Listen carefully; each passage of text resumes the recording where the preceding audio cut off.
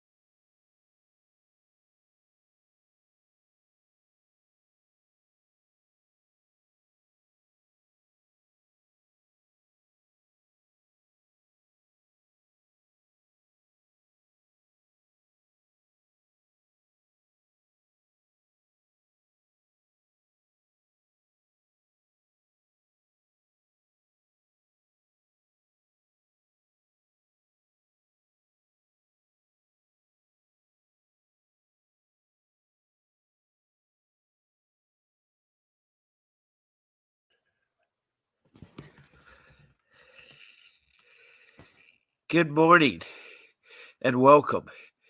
That was a message by Vincent W. Davis, the attorney that produces this podcast. He has a special show on Saturday. That message will play again at the end of my show. I'm glad you found me. I'm located on Facebook, Fight CPS with Bob Pace. I too have been fighting CPS for 15 years. I had lost my daughter, the most precious thing to myself, to CPS. I've also lost my home, my credit, and my life was upside down. But anyway, I'm here to help you. I'm not an attorney, I'm a family man. I have 42 years of marriage. Yes, I have two wives. The first wife was 10 years, did not want it to end, but it did. And I also lost my daughter at 3 years of age. I've never seen her again. Marriage is tough, and a lot of you are probably going through it stuff. I'm in my second marriage. Luckily, I met the woman that I fell in love with and married. We've been together for 32 years. We have 3 children together, but as a family, we have a total of 6 children.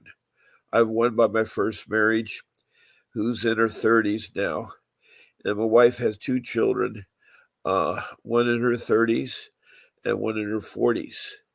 So when people ask me what my family is, I say it's 6 because my wife's daughter, who I met at 5 years of age, I've been the only father she's known.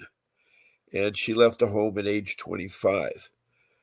Her son, who came back into her life and my life at age 20, is now in his 40s, pursuing a career in the United States Air Force as a JAG lawyer. And he's married. He has a family of 2 children. And my wife's daughter now has a family of 2 children.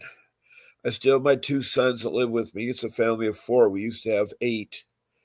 And unfortunately, the family was destroyed by CPS. Not only my immediate family, but all my family members around me, because CPS has a stigma. Now, for all of you that don't know what CPS is, I call the branch of social service that protects children from neglect and abuse, but also supposed to help a family in need with food and education for the children, clothing and housing, and also a job. Um, and if they have to take the family apart, they're supposed to do family reunification. That is CPS, the Child Protection System. Every county of every state will have a different name. Some of them are the same, some are different. So when it is talking about the social services branch that deal with the protection of our children, um, that's what I call the CPS system. So instead of that, to sit there and say, like in Arizona, it's called the Department of Children's Services. Uh, in Kentucky, it's called the Cabinet. So I use CPS as a child protection system. So that's what I refer to it. Now, this podcast is an interactive podcast, which means you can participate with this podcast. There are 4 ways. Um, the first way is that you went to my Facebook page, Fight CPS with Bob Pace, and you enter that stream, and you can be in this room and listen, take notes, and um, and um, you can also do emojis, which are nothing more than a thumbs up, happy face, hearts. You also can send me stars of appreciation. Down below, you can check to subscribe, and if you want to be knowing when my podcast be live, you can check the notification. And I'd love for you to follow me along here. But if some of you want to do more than that, you can do something called the comments. Um, to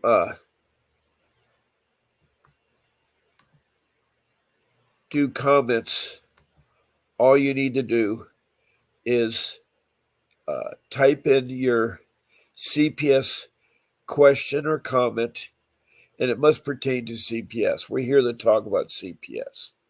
Please show your first name and the city or county and state you're from. The city or county or the state and the state you're from. Now, I further say that we have people, since it's a worldwide podcast, we have other people from other countries. And I want to welcome you all, because everybody has a CPS problem and it should be open to help. And that's what I'm here for. So please let me know your city and country. We have right now 14 countries that have participated in this podcast. I've had the country of Bangladesh, New Delhi, India. I've had a country in the Middle East, but it was in Arabic, and I don't speak Arabic, so I couldn't understand what country it was. I have the continent of Africa. I have Liberia in the north along the coast, the west coast of Africa. Then I have Rwanda, which is in central East Africa near Lake Victoria. Then further south along the east coast of Africa, I have Mozambique, and they're across from Madagascar Island. And then on the west coast in South Africa, I've had the province of South Africa, the West Coast province. Then moving up to Europe, I've had England, Scotland, Wales, and that's part of the United Kingdom. I've also had Denmark and Sweden. Then across the pond to North America, I've had the Canadian provinces text in. Several provinces have done so. I've also had all the 50 states, including Washington, D.C., have texted in or talked on my podcast. And then south of the border, I've had Mexico. And south of Mexico, I've had Guyana. And that is on the east coast of South America, east of Venezuela, north of Brazil. And it's a coastal country, small country. Then across the Pacific, I've had the land down under Australia. And I've had the east coast of Australia. It's called the Gold Coast from that part. Then I've had Melbourne area of the state of Australia.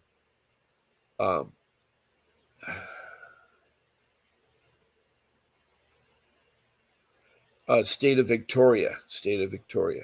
So as you can see, I do have an international following and, of course, a U.S. following. And I've also spoken to Indians in the Canadian provinces. They're called the First Nation. And then I've spoken to the Indians in the U.S. that are called Native Americans. Those Indians, by the way, were the first immigrants that came over from Asia to Alaska and settled in Canada, then down into the United States, then south of the border. They met the Spaniards, who were also immigrating there too. And, you had the Mexicans, which are part Indian and part Spanish. And then you have the Incas and the Mayans and all the people in South America, a mixture of Latin blood and Indian blood. And also, it's been proven that the people from Africa could have used reed boats to come to South America. So you have the influence of people from Africa coming over to South America. And then you have the Pacific that was settled by people from South America on the West Coast, going across Pacific, sailing to Tahiti and Hawaii and Cook Islands over to places like the Fiji or Samoa. And they later on settled in New Zealand and Australia. And you have the indigenous people in Australia too. So that's a little bit of history about migration of people, where people came from. Um, so, you know, North America, USA, has been a lot of immigrants, a lot of immigrants. But I say anybody that's been born there is a Native American. If you're born in the USA, you're a Native American. Now, Native Americans can be separated by their ethnicities, like where they came from in Europe or where they came from, the Indians from Asia. I'm not talking about India, I'm talking about the indigenous people in North America. And they too have expressed concerns and so forth. And in fact, we have the ICWA, the Indian Child Welfare Act of 1978, that talks about uh, child protection system is supposed to turn over Indian children that have 25% of their blood and are registered as a native, you know, um, Native Indian of one of the federal recognized tribes. There's 548 federal recognized tribes. And CPS is supposed to turn them over to the tribe, and they can in turn turn them into families, Indian families that will reunify them. Because for a long time, for 150 years, they're being adopted out, and never any reunification. It was sad because the parents there. So try to be complete with your case when you text in. Tell me a little bit about yourself, your makeup, whether you're a husband, wife, boyfriend, girlfriend, lovers, or partners, whether you are a single parent raising the children or both the parents involved, and whether the parents are the biological parents of the children.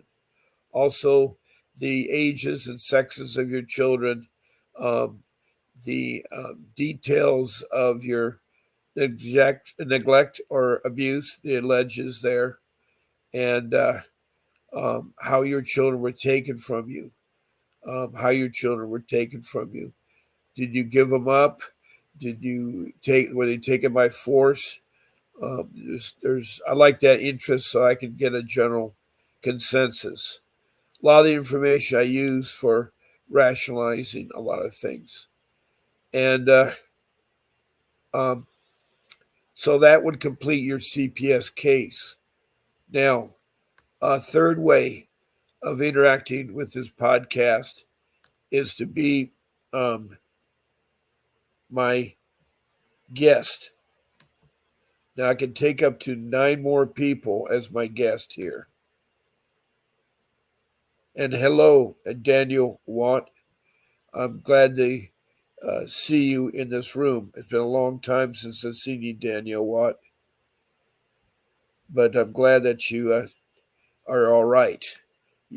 Daniel used to be my uh, partnership here, my co-host, and she's a single mother in Georgia, and she is trying to get custody or guardianship of her son, who's caught up in the CPS system when he turned 18, and the CPS system is trying to keep him. So it's a big battle. His mother loves her son, and she has a brother that's a special needs that needs to be taken care of, as well as her son. So I'm glad to hear from you, Danielle. And if you want to say anything, please do so. Please do so. But it's good to hear from you. I have many followers in my room, and I like them to, you know, um, come every time they can. Now, to be scheduled as a guest, all you do is email our show producer. Her name is Grace. She works behind the scenes. She's a remarkable lady. It's Grace at vincentwdavis.com is her email. Grace at vincentwdavis.com is her email. Now I'm on 7 days a week, twice a day. And I'm on in the morning at 10 o'clock Pacific Standard Time, and the evening at 7 p.m. Pacific Standard Time. That's twice a day, 7 days a week. That's 14 shows. So all you have to do is pick one of those show times, either like a Saturday morning or a Friday night or a Wednesday morning or a Monday night, and say you want to be on that show. And then what she will do is send you a link. Now, um, one thing I will forgot to tell you, my show times. On Sunday, I'm early. I'm on at 8 o'clock in the morning. That's why you see me now, because I go to church right after the show. And church is important to me. Also, this being high school football season, it's Friday night lights. So every Friday I'm at the high school game at 7 p.m. So I'm on early at 4 p.m., 4 to 5 Pacific Standard Time. And I want to let you know that on Fridays I come on early and Sundays I come on early. So pick the times, give it to Grace. We are transmitting on YouTube, and I'm using StreamYard application, and I you will give that link, and when you get that link, don't lose it because if you get knocked off, that link is still good. That's still good. Now, Grace will tell you what you can do and not do, like no eating or smoking on the podcast. And also, we do not use the children's names, the social workers' names, or the judges' names on this podcast. And so we try to refrain from that. And she will talk to you about your lighting and your microphone. Try to use a computer if you have one. A phone is okay. So just email Grace at vincentwdavis.com. Now, the fourth way to be on this podcast is to call my phone number. Now, my office phone number is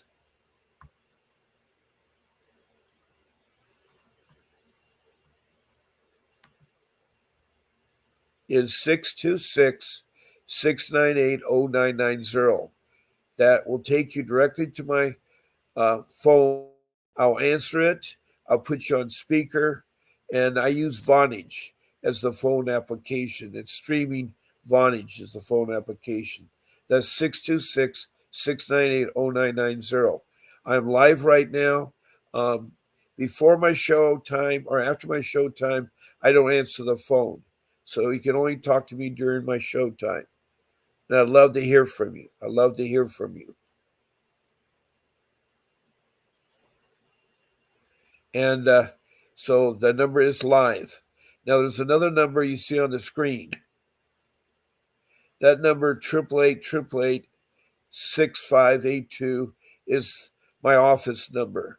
That number you can call in and you can reach the law firm of Vincent W. Davis and Associates. Vincent Davis has a law firm of many attorneys that specialize in immigration, property, criminal, divorce, the workplace, insurance, injuries, so forth. And if you need those needs, you can call it number 888-888-6582. Also, if you want to retain Mr. Davis as your attorney, he is available. You can call that number, and he is a very experienced dependency law attorney. The area of that deals with families and juveniles is dependency law. So you want to make sure that you have an attorney in that field.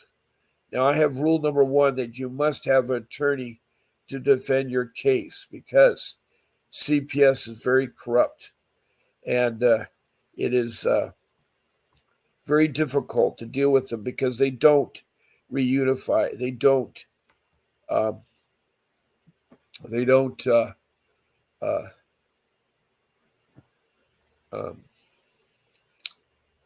Be fair with you. They are in this thing only for money, for the bonuses they receive, the incentives. The social workers are given lots of money. I know that the federal government gives the money to the state that is not monitored and they're not transparent, so you don't know if the money gets there. And then the money from the state goes to the counties. And again, there's nothing monitoring that money. In fact, in Richmond, Kentucky, they're investigating $1 million of where the CPS has spent. And so far, they've gotten one person, and for 400,000 for he's under investigation for taking the money. And so it is sad.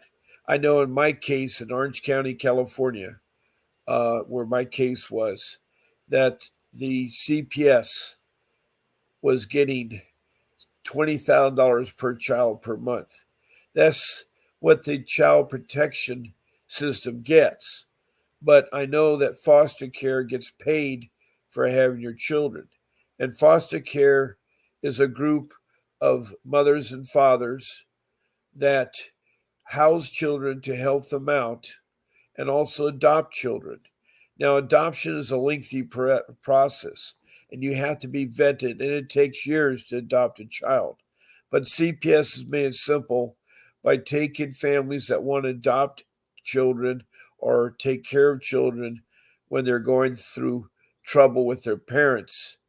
The only problem is they're not well trained and they're not well vetted, and they do molest and hurt the children. In fact, their own children will hurt the foster care children. I'm talking about sex, molestation, physical abuse, mental abuse. They do it all. So it isn't a safe system. And the Child Protection Agency makes trillions of dollars a year. Their whole purpose is to get money. When that act was passed by President Clinton, the act of his administration was the Incentive Act, meaning the more children, the more money.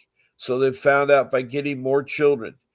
The problem is the allegations come in either by professionals or lay people, and you're guilty right away. You're not innocent. It's the only court of law that you're guilty before you're innocent. Every other court of law, you're innocent before you're made guilty. You have to be. Well, CPS will get a call and they will investigate within 24 hours. And most likely, they'll come to your house and take your child without warning. They're not very, they're very good at what they do. They break your civil and constitutional rights because your children can't be taken from your home. They can't enter your home, and you don't have to talk to social workers. Those are laws you need to know. That's why I say you need to get an attorney and have an attorney. Now, some of you want to do pro bono. That's where you fight without an attorney, you fight yourself. You won't make it in court. The court is very complex. The law is very complex. Fighting CPS is like open heart surgery. If you know anything about open heart surgery, you can't have a plumber or auto mechanic cut open your chest and take your heart and repair it. It has by a professional doctor that specializes in open heart surgery. And that doctor's gone to medical school, did an internship, got a medical license, and was mentor of another doctor for quite a period of time before he started cutting open your chest and working on your heart. The same goes for CPS. I cannot tell you how difficult and hard they are. I experienced it firsthand, so I know it. And over 500 some people have talked to me about it. And the majority of the people, their children were taken that weren't in danger. Their children were taken and never given back to them. They were automatically put into foster care because the money collects until the child turns 18. In fact, now they're taking children as old as 21, 18, 19, keep them in the system. It's very corrupt. There was a fighter out there named Nancy Schaefer, a Georgia senator who for a long time had fought a lot of issues. And one of them was CPS. She says you need to abolish CPS and start over again. It's too corrupt. She was an advocate. She spoke at a lot of world conferences about family. There's one in the Netherlands. It was a Dutch conference. And so, unfortunately, she was murdered, and the details were murdered and still questionable. And it's hard with her gone because she was an outspoken person for CPS at the highest level. You need people, politicians, to really voice concerns over CPS. So all of you need to talk to your senators, your representatives, your governor, even the vice president, president of the United States about CPS being so bad. It is an awful, awful entity. Now, I'm going to try to get a hold of some of my um, regulars and see if they can join me. We're about a half an hour into the show, and um, let me go ahead and see here.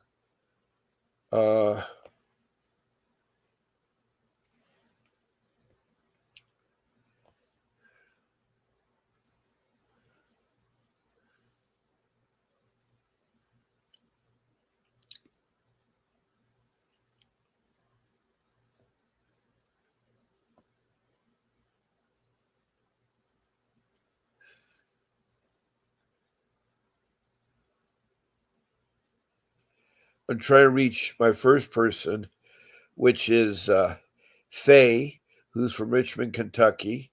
She's a strong mom. She's been in foster care herself in her um, childhood years, including as a teenager. She'd been molested and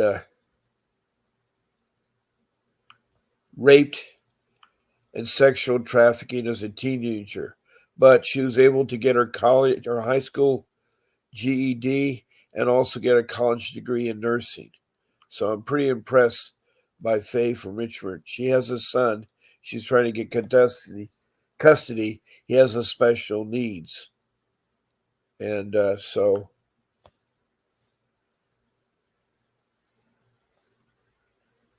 now Danielle, she's in the room. She's listening. And she sent me an emoji, so she's still around. She was my co-host for quite some time, but she's from Georgia,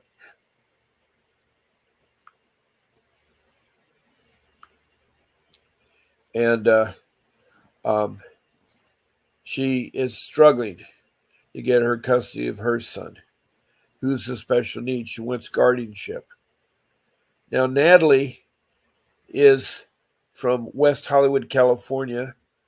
She has 2 children. She's a single mom, and she's been struggling with her children. One child is with her brother, his uncle, but they don't talk. There's sometimes the family members you don't talk, so that is kind of a problem there. So I've asked them to join me in my room to see where you guys like to go. Now, I have lots of different topics. I can talk about myself. I can talk about my rules. I can talk about social workers and how they are and how bad they are. And I can talk about the 75 topics I've opened up. I just mentioned the ICWA Act of 1978. There's lots of information that I've found that I can share with you. Also, I can talk about my case and from my case and everything there. So I want this to be interactive. I want people to feel very comfortable here. I know fighting CPS is not very comfortable.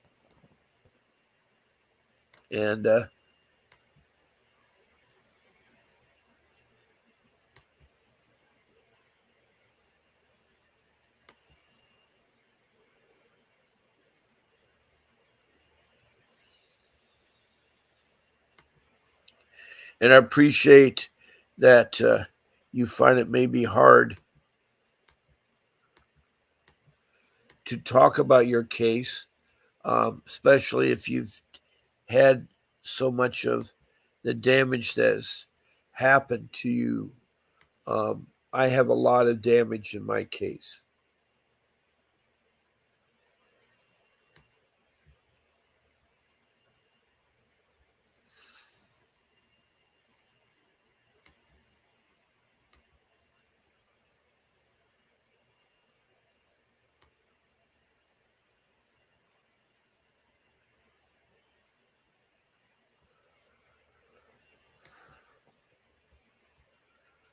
So I can understand some of you that don't want to talk. Also, it seems like we've had some issues about being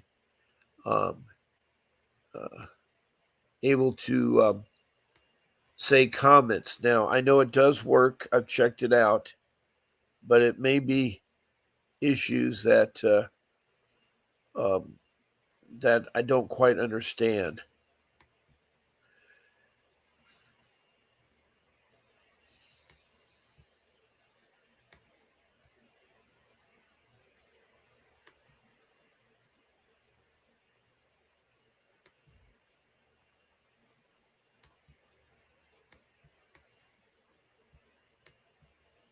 Now, I'm going to finish that rule that I was talking about, my rule number 1, which is having an attorney.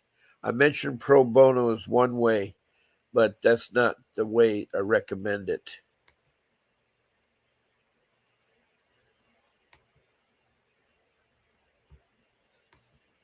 Now, you may be given a court-appointed attorney depending on your income status. If you're low income, CPS wants to use court-appointed attorneys. They give them for your children. For each child will have a separate attorney, and then the parents will each have a separate attorney.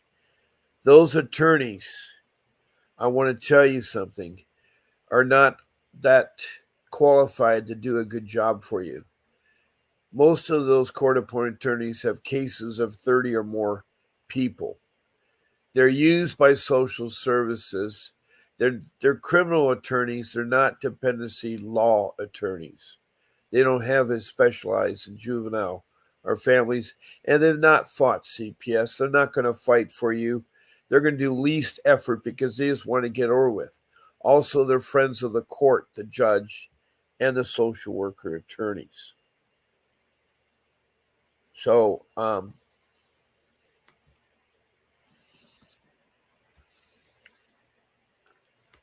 I really worry about getting a fair show. I tried a court-appointed attorney, and that court-appointed attorney was terrible.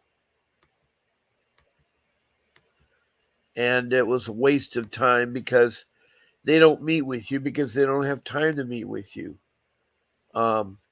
I met for a couple minutes before my day of my hearing, which is not a way to talk to an attorney.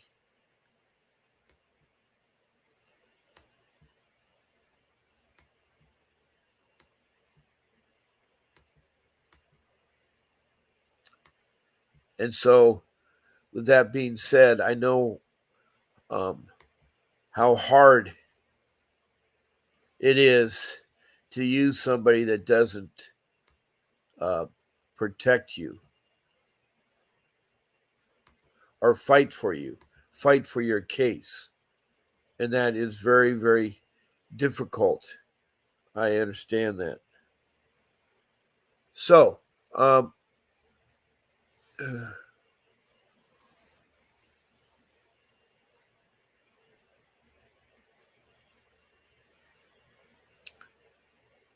so I recommend that you get yourself an attorney. And I right now am offering, because I've had a special deal with Vincent Davis, who will give you a discounted Zoom consultation for up to 30 minutes for $60. That's a rate that I've got with him. All you need to do is go to the website, https://candidly.com/apptsvwd/Bob Pace. And when you go there, use your credit card, charge it, and then get your date. Make sure whether when you talk to Mr. Davis, you mentioned that Bob Pace sent you. Also, when you call the office for other attorneys, make sure you say that Bob Pace sent you. It's important. They know where you where you got the information. Now, the student's consultation will be with Mr. Davis, and he will help you negotiate and navigate through CPS. He has a wonderful background. He has fought CPS and won civil lawsuits both in state and federal court, and won millions of dollars. That's one of the things that you should ask for any attorney. One, are you a dependency family juvenile attorney? Two, have you ever fought CPS and won a case? And if the answer to those questions are yes, yes, you got yourself a good attorney. And Mr. Davis has done so. He's also a trial attorney. He works in Arcadia, south of LA, but he has cases in San Bernardino County, LA County, Orange County, and then he also has cases up in Northern California, and he has a case in Oklahoma right now. So he'll go anywhere. The only difference is that when he goes to Northern California or out of state, there's per diem that he has to cover, and that is for ground transportation, air transportation, hotel accommodations, and meals. And that's the only added things to his regular rate of defending your case. So talk to him about a retainer. But, I had to wait about a year, but I sold my house and got him. I gave him all my money to get him. It's sad, but my three younger children were taken from me and my wife. And it's all because of a lay person, which were my in laws, my wife's mother, father, three sisters, and brothers were calling in false accusations for 5 years. And it was sad. It was really sad because there's nothing wrong with her family, but they wanted to have her kids. They never came to our wedding 32 years ago. In fact, there's family members that lived here. They didn't come either. So it's sad that people can orchestrate and use CPS for their own gain and motive. They destroyed my family, is what they did. They destroyed enough to the family where all the family members, they're connected with us. Even our older children are no longer talking to us. CPS has ruined my life. And I'm trying to tell you, you got to be really careful with them. They're a rogue agency. They're worse than IRS. And so having a real attorney is the best thing you can do. And I did get one, and it was Vincent Davis. And he did get my two sons returned. But my youngest daughter was not returned because a social worker, and this tells you an example of what a social worker is, lied on the stand in court. She committed perjury when she was asked a question, how good are the parents that want to adopt our daughter? That was my wife's sister and husband. Have there been any domestic violence? And she says, they're great parents, no domestic violence. Well, Mr. Davis, from his briefcase, brought out a folder that contained a lot of reports of not only domestic violence, but physical domestic violence. So he started reading off each case to the social worker. The social worker was so embarrassed, and she left the courtroom because she couldn't answer. And then that stopped the adoption of her daughter, but it didn't stop the revenge of a social worker. That social worker told us parents, you'll never see your daughter again. And what she did, she convinced her 12-year-old daughter to emancipate from the family, meaning divorce her mother, her father, her brothers, her grandparents, her aunts, her uncles, and cousins. Divorce them all. And not only that, she changed her complete name. She got rid of her first, middle, and last name that was given to her at birth. And so she created a new name. And then she sealed her birth certificate so that she could be adopted by a foster care people, and they could put a birth certificate for her and give her a new social security card. That was so bad. I'm still hurting from that because my daughter now is 22 and she's been so brainwashed and thinks that her parents, were bad. And on top of that, I encourage her sons to still see her sister. My sons, who are her brothers, still visit her, but she's 22, and she, like the rest of the family, the 4 other children, are distant from us. They're not communicating with us. So I cannot emphasize why attorney is so important because CPS is like you're in Alice in Wonderland. You found that rabbit hole, you fell in there, and you met the Chester Cat. And the Chester Cat directs you from one room to the next room.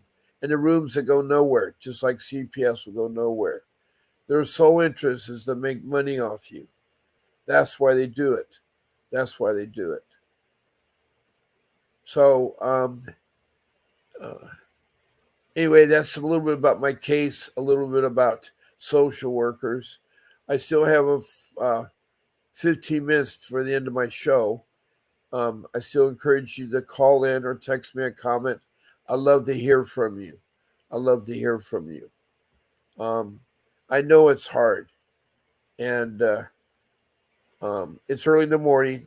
Um, on the East Coast, it isn't, but on the West Coast, it is because it's about 8:46, I think, right now. So,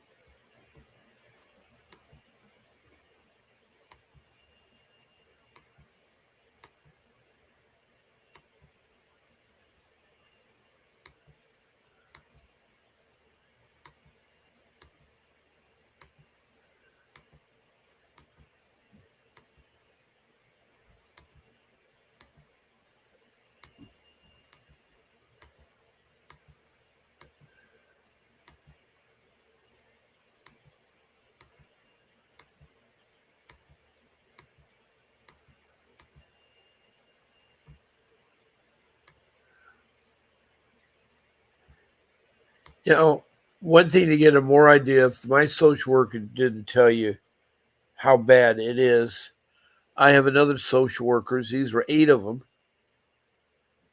and they were so bad that these 8 social workers decided to buy pink T-shirts. Now, pink is breast cancer, so I have no idea why they chose the pink because it stood out. But what they did is that they um, stenciled on the front of them professional child kidnappers, and on the back they put, "Do you know where your children are at?" Now that's pretty hard to swallow because they parade around in public places like Kmart, Costco, Best Buys, Target, Walmart, all the big stores where they have um, issues with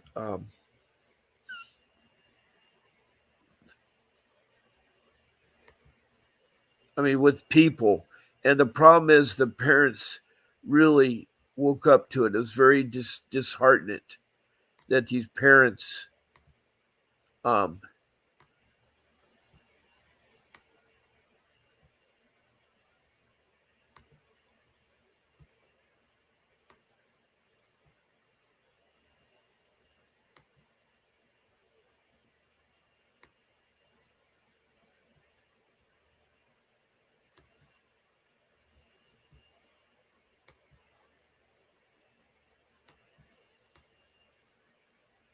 had to see this message that really messed them up. They were from Prescott, Arizona in the year 2022. And these 8 social workers had 25 years of experience. And what is so sad about that is that they, um, the message that they were sending out to the children, to the parents, was not good, not good at all, not good at all.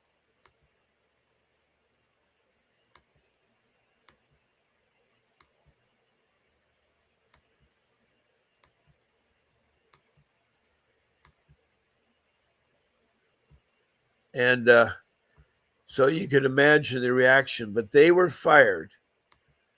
They were fired. And they, director of the DCS, the Department of Children's Services, was also fired. That left with only one person to protect children. And it was two things. One, the social workers were very unprofessional doing that. And two, it hurt the CPS system. So that's the kind of individuals that you're looking at. That's the kind of individuals that you're looking at. I don't know how much more I can stress how corrupt they are and how much they're not going to do family reunification. Now, there's another important rule that I like to talk about, and that rule is rule number 3. If someone comes knocking at your door, you don't know who it is. Do you answer it? And lately, I think it's the wrong move because too many people have been killed opening the door by policemen that are overzealous and are not mature enough or knowledgeable enough to handle a investigation.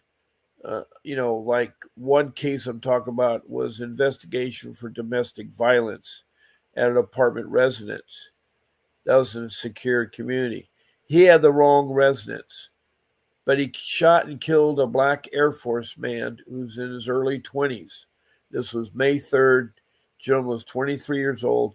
He was talking on FaceTime to his girlfriend, and she had to hear him die on the phone or see him die on the phone. The sheriff killed him, and by the time he called for help, the man had already died. The sheriff was removed from his job and fired, and now he's being charged, rightfully so, because there's a man that was raised by his mother from Alabama that was proud of her son, and now he has no more a life to live. There was another person that was in the kitchen arguing with a policeman or sheriff she let in, and he shot her in the face 5 times, killed her instantly. And his deputy with the sheriff did nothing. And that's how sad it is. There are 2 people dead. Then there was a Korean lady who had some mental issues there, but she was shot dead. So there's 3 people by opening the door that if they didn't open the door, they'd be alive today.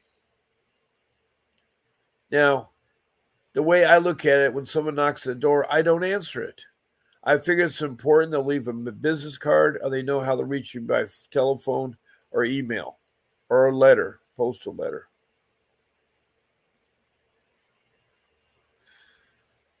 So don't answer the door. If it is the social workers or the police, they'll come back a second time. You may have to answer the door. There are 3 ways that people can gain entrance into your home. One is to get permission from you or the person living at the home.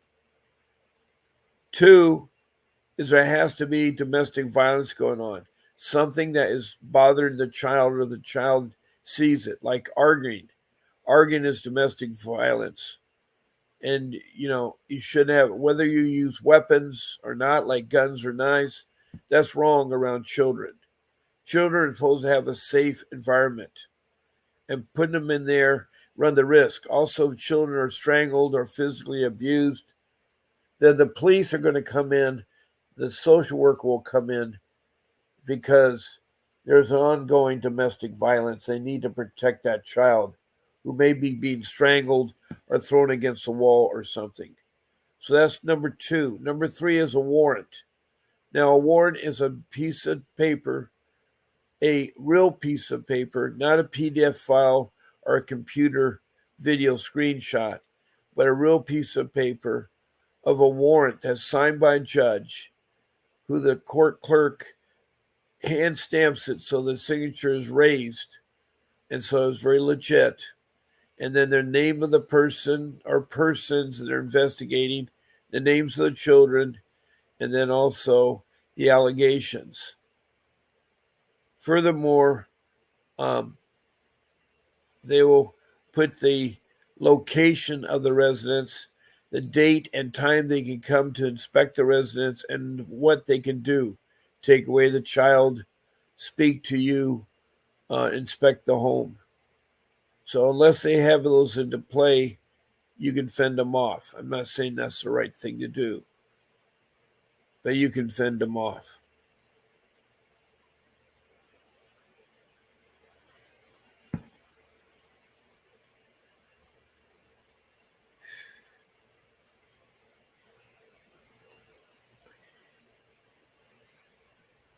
So if they don't have the warrant, you can't let them in. Now, if you meet the social worker outside, you can tell them if they ask you that you need to have your attorney present. It's your constitutional right through all legal proceedings to have an attorney present. And what you can do very nicely is you can introduce yourself, and then you can get their name and tell them that you can't speak to them the moment because you need your attorney present and you like to meet with them.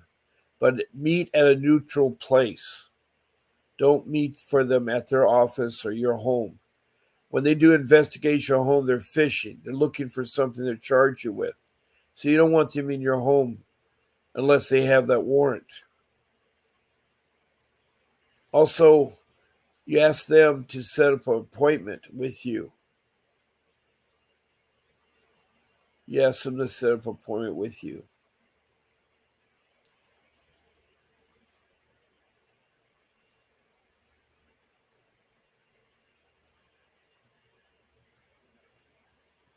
And so that will give you some time because you say that, please call me and we can make an appointment. So that's if you meet them outside. Try not to talk too much because everything you say to them will be held against you. Everything you say against them will be held against you. And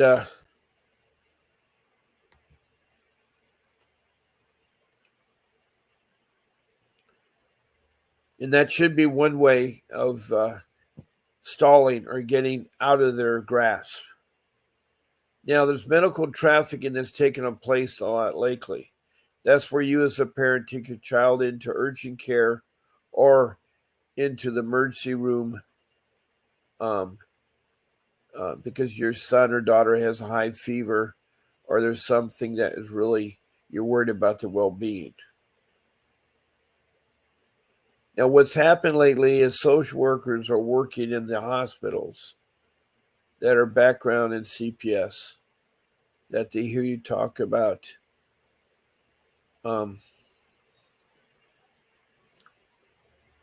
issues about your child's well-being, that they may overhear the doctor or something like that, and they say, we need to take your child into custody. Right there, you tell them, no, thank you. Please leave us alone. Do you have a warrant? See, they need to show a warrant to take your child from you. And so hang on to your children. Don't let them go so easily. Don't let them go so easily.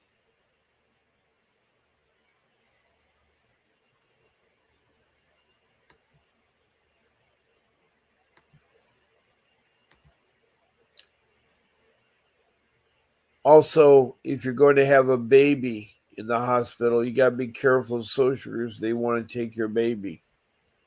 And they'll come marching in just after your baby with the umbilical cord. They want your baby. It's ridiculous what they do. Your time in the hospital is your private time. You need to check firsthand with the hospital who's invited to your room.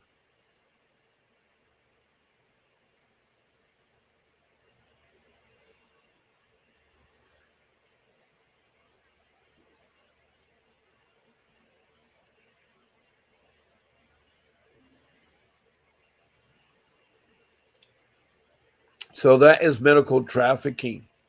Now my time's up. I've gone 1 hour. It's 9 o'clock.